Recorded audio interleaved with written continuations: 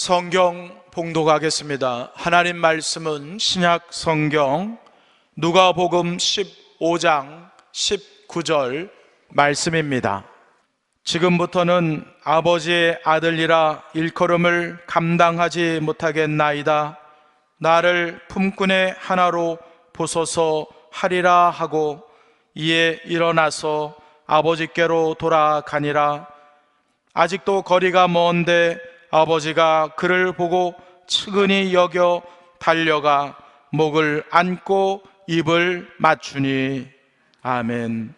아들에서 품꾼으로, 이 제목으로 이민재 담임 목사님께서 말씀 증거해 주시겠습니다.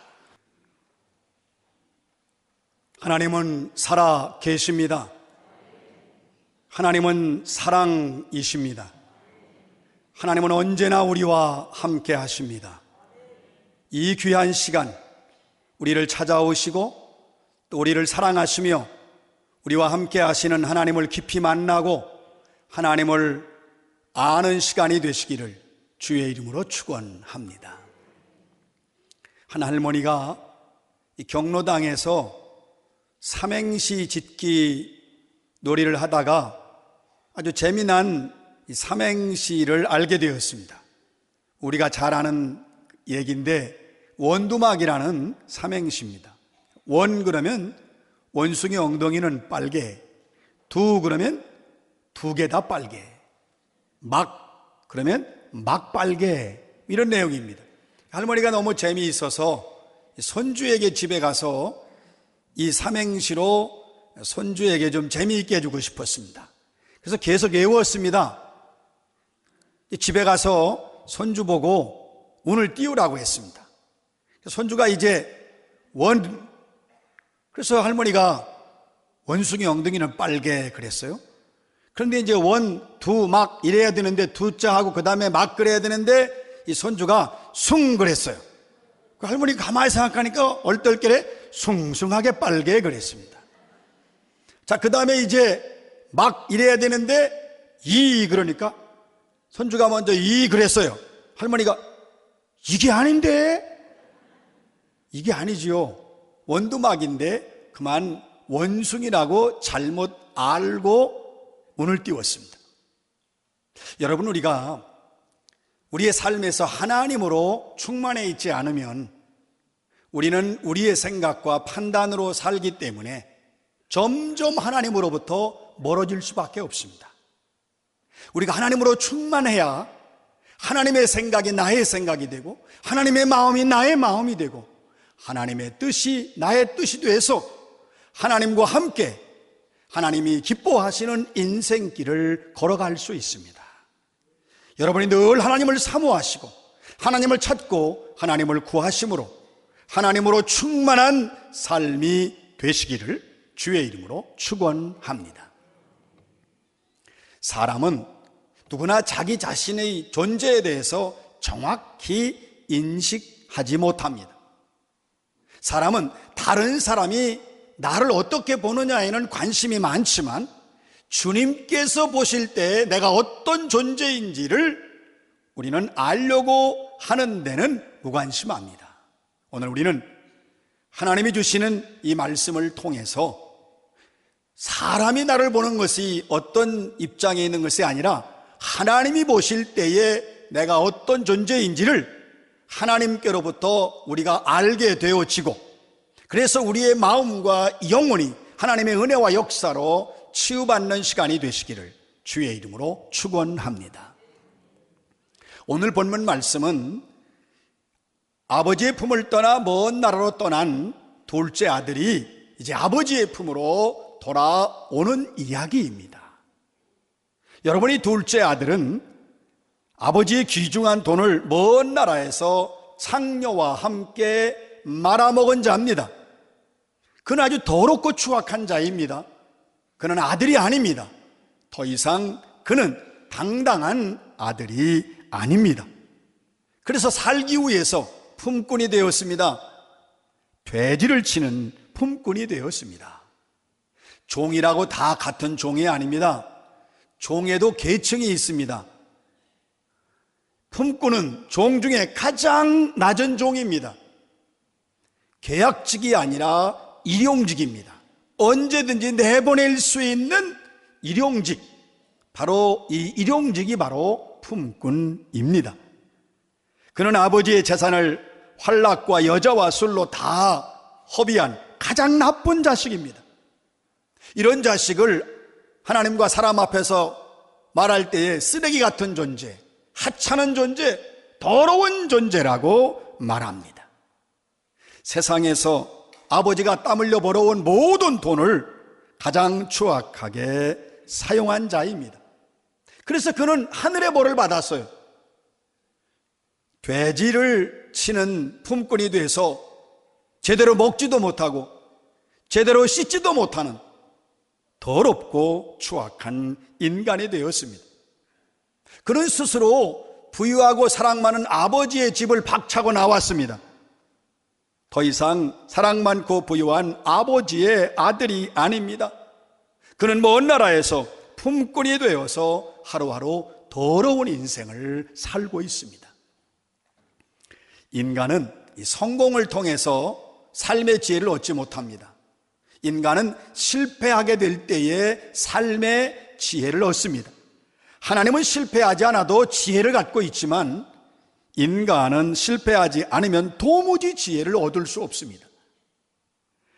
그런데 우리가 사람이 실패했다고 그를 버려야 하고 추악하고 더러운 인생을 살아야 한다면 인간의 삶은 더러운 존재로서 날마다 살아야 합니다. 그러나 하나님 아버지는 우리 인간이 실패하는 걸 다 알고 계십니다. 하나님 아버지는 인간이 실패했을 때에 하나님은 찾아오셔서 치유하시고 회복시키시고 다시 일어날 힘을 주시는 분입니다.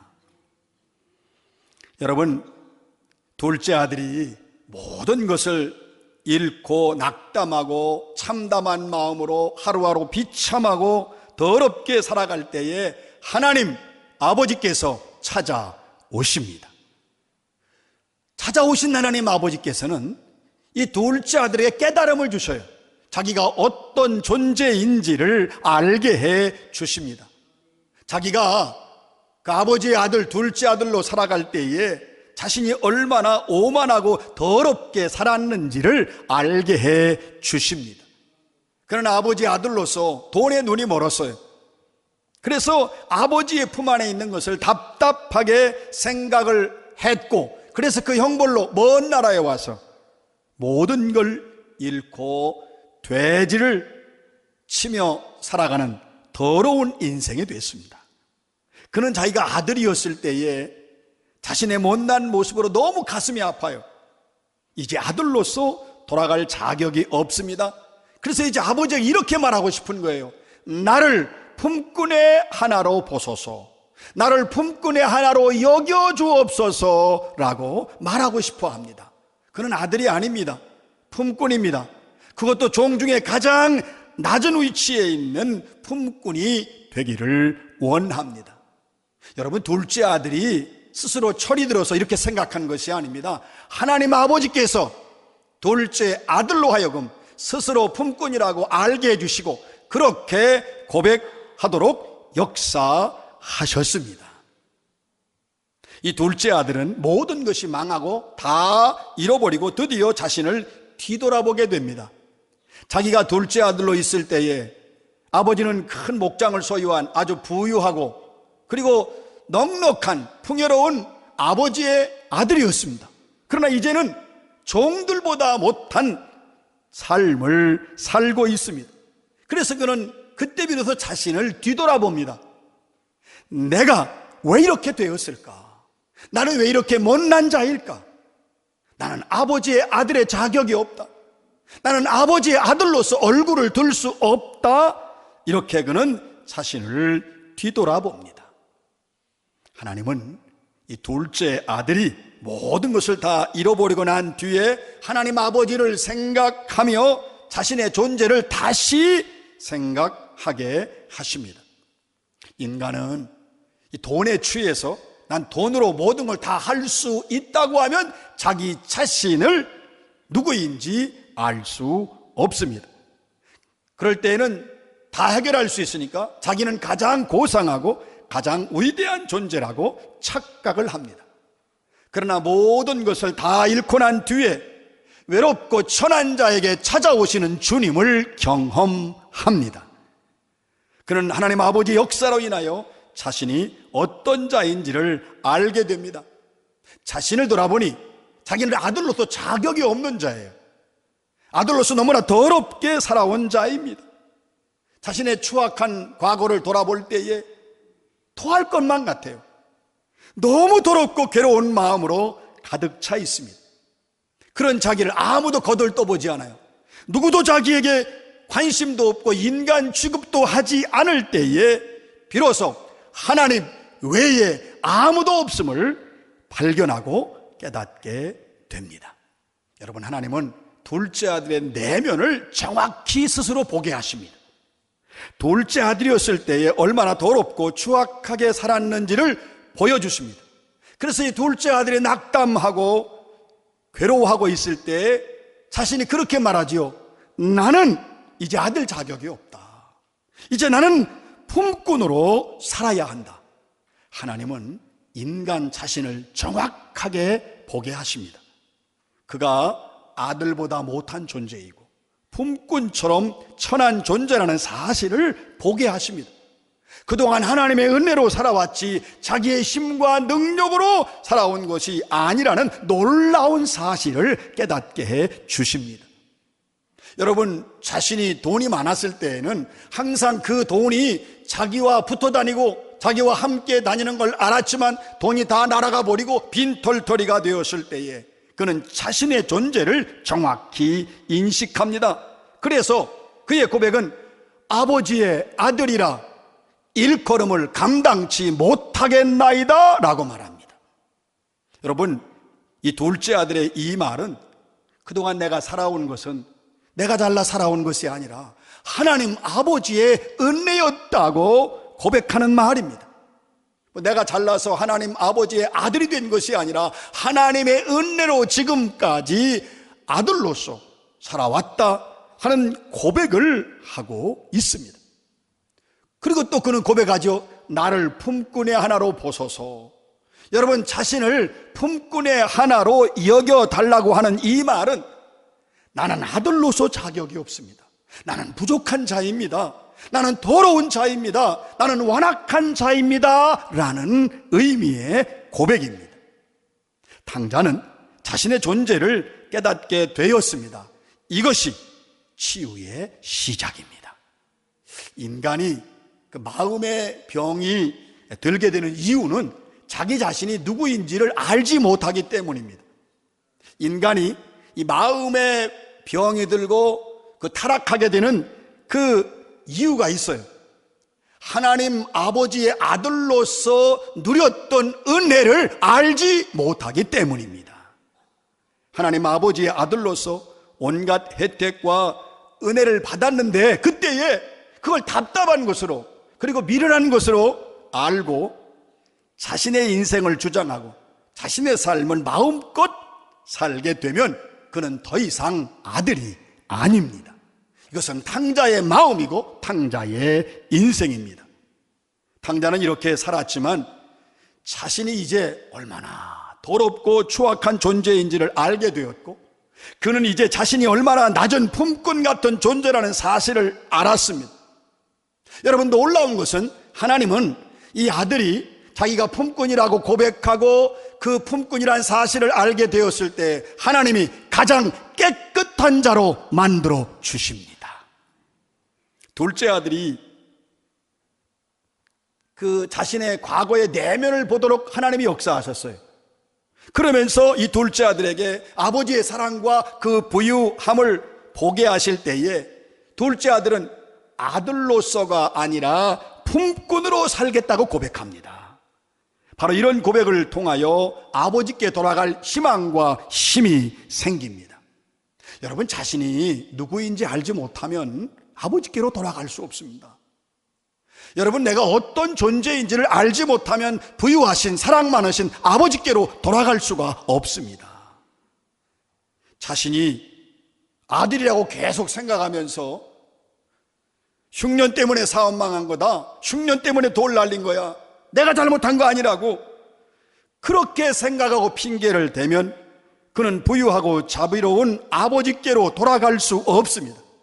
모든 책임은 자기 자신에게 있고 이제 자신은 품꿈처럼 가장 낮은 존재라는 천재라는 그 천한 존재라는 사실을 고백하고 아버지의 아들이었을 때에 얼마나 좋았는지를 깨닫게 되었을 때에 비로소 아버지께로 돌아갈 수 있습니다.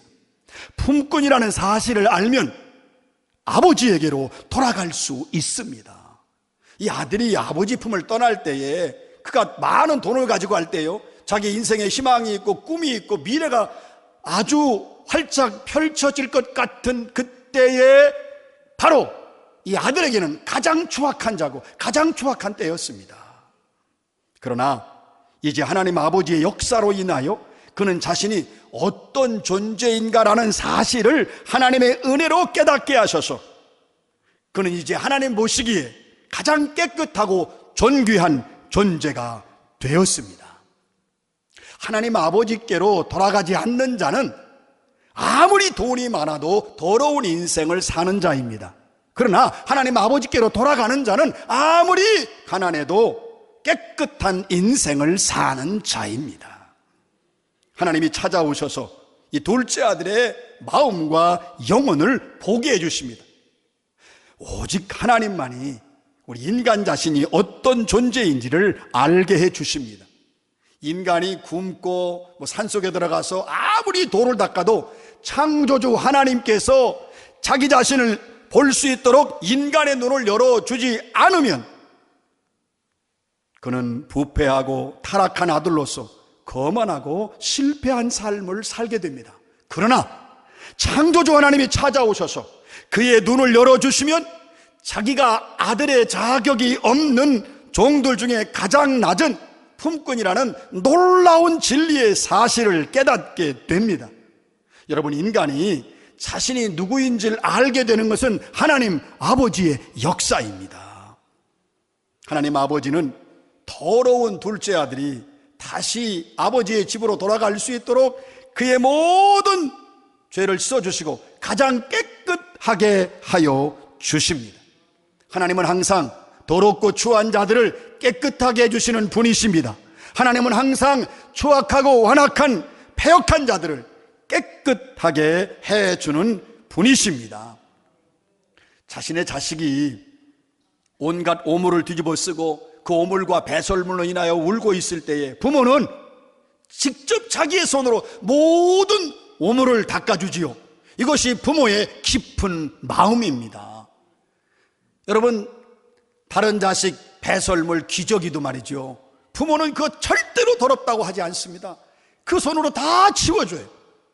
하나님 아버지는 인간의 가장 더러운 것을 씻어주는 분입니다.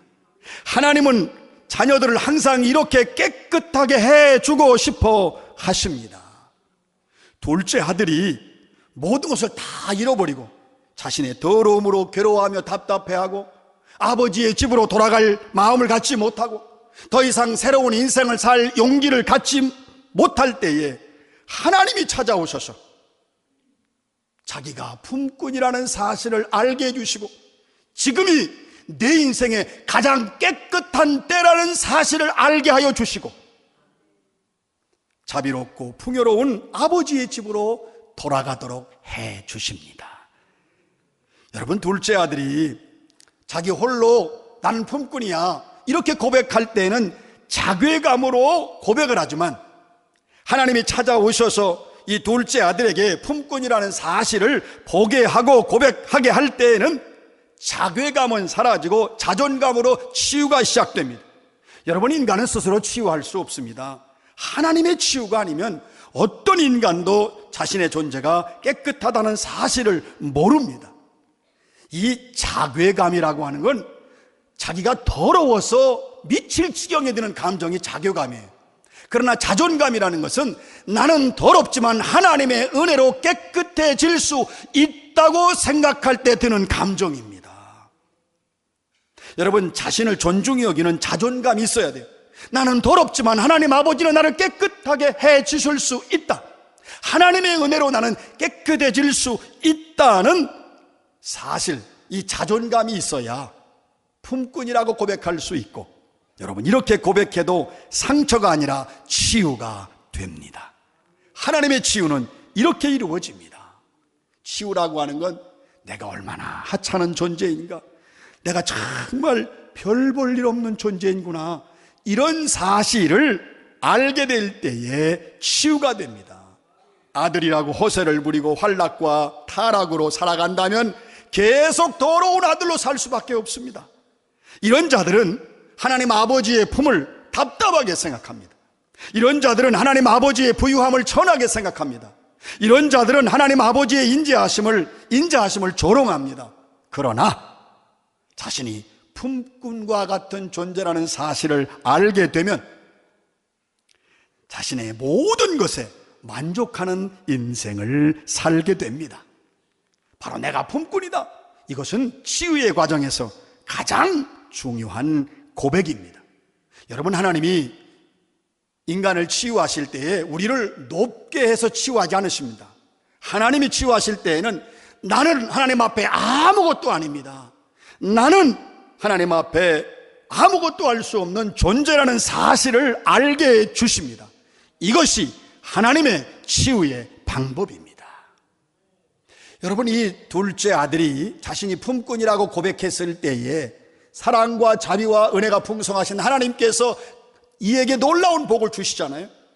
아버지의 아들로 돌아갈 수 있는 용기를 주십니다. 자랑스러운 아들로 돌아가게 합니다. 여러분, 하나님께서 이 둘째 아들에게 복을 주실 때 새로운 인생을 살게 할 수 있는 힘을 주셔요.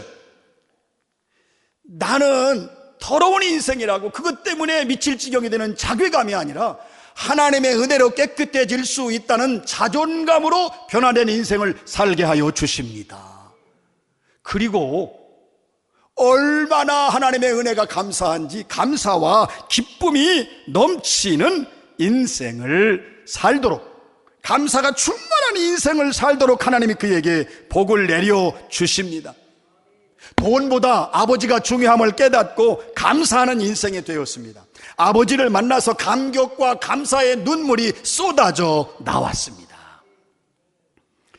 사랑하는 성도 여러분, 우리는 누구나 높은 자리를 꿈꾸며 살아갑니다. 세상에서도 그렇고요, 직장, 일터, 또 우리가 살아가는 삶의 자리에서 남보다 높은 자리, 좋은 자리, 인정받는 자리, 어떤 경우에는 교회에서도 그런 생각을 가질 수 있습니다.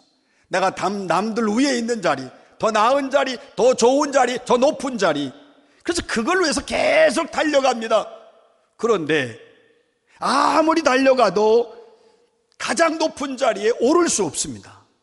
인간의 욕망으로 시작된 그 높은 자리를 향한 그러한 모든 갈망은 결국 이룰 수 없습니다. 그래서 실패하게 되고, 그래서 이루어지지 못한 일로 인하여 마음은 상하고 상처를 입고 자기의 인생을 참담하게 여기고 낙담하며 살아갑니다. 이럴 경우 어떤 사람은 내가 이렇게 열심히 신앙생활하고 하나님을 열심히 섬겼는데 하나님은 나를 왜 이렇게 안 도와주시는가 원망하고 싶은 생각도 듭니다.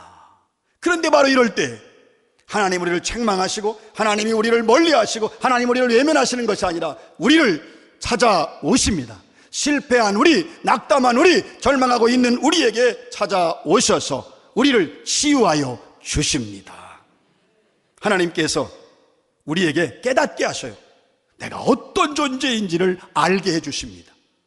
하나님은 우리가 낮고 천한 존재임을 알게 해주시고, 하나님은 우리가 하나님 아버지의 품꾼임을 알도록 역사해 주십니다. 하나님은 그동안 내 힘과 능력으로가 아니라 하나님의 은혜로 살아왔음을 깨닫게 하여 주십니다. 모든 것은 하나님의 은혜입니다. 우리가 아버지의 품꾼이라고 고백을 하고 하나님의 은혜로 살아왔다고 고백을 하면 하나님의 치유가 시작됩니다. 우리를 깨끗하게 해주시고 하나님 아버지께로 돌아갈 수 있게 하십니다. 이것이 우리를 사랑하시는 하나님의 역사입니다. 우린 하나님 없이 살 수 없습니다. 우린 하나님 없으면 아무것도 아닙니다. 우리는 아버지의 품꾼입니다. 담임 목사인 제가 아버지의 품꾼입니다. 담임 목사인 제가 가장 낮은 자고 가장 적은 자, 가장 작은 자입니다. 교회에서 모든 직분자들은 자신이 품꾼이라고 고백을 해야 합니다. 자기 스스로 교회 안에 중요한 위치에 있다고 여기는 분들은 주님 앞에서 주님 보시기에 가장 작은 자라고 고백해야 합니다. 그러나 여러분, 우리가 우리를 낮추는 것은 우리의 능력으로는 되지 않습니다. 하나님이 낮추도록 역사하셔야 됩니다. 하나님이 품꾼이라고 고백하도록 우리를 도와주셔야 됩니다. 우리의 영혼과 치유는 하나님만 하실 수 있습니다. 우리가 하나님 앞에서 우리 자신을 낮출 때 하나님께서 우리를 깨끗하게 해주시고, 하나님께서 우리를 회복시켜 주시고, 하나님께서 우리를 하나님의 아버지의 자랑스러운 아들로 살아가도록 치유하여 주시고, 하나님의 아들로 기쁘게 우리를 맞이하여 주십니다. 이처럼 우리가 하나님 앞에서 우리 자신을 이렇게 낮추려면 하나님 앞에 반드시 기도하셔야 합니다. 우리가 기도할 내용이 참 많아요. 그런데 정말 우리가 하나님 앞에 진정한 치유를 원한다면 하나님 앞에 우리의 기도는, 하나님, 나는 하나님의 품꾼입니다. 나는 하찮은 존재입니다. 나는 부족한 자입니다. 나는 완악한 자입니다. 나는 무익한 자라고 고백하게 되면 하나님께서는 이러한 기도를 들으시고 하나님의 은혜와 하나님의 역사로 우리의 마음과 영혼을 치유하여 주십니다. 그래서 우리는 그렇게 치유를 받고 남을 높이고 하나님을 높이는 깨끗한 존재로 살아가게 됩니다. 우리에게 치유와 회복을 주시고 놀라운 은혜를 베푸시는 하나님께 감사와 영광과 찬양을 돌리는 여러분 되시기를 주의 이름으로 축원합니다.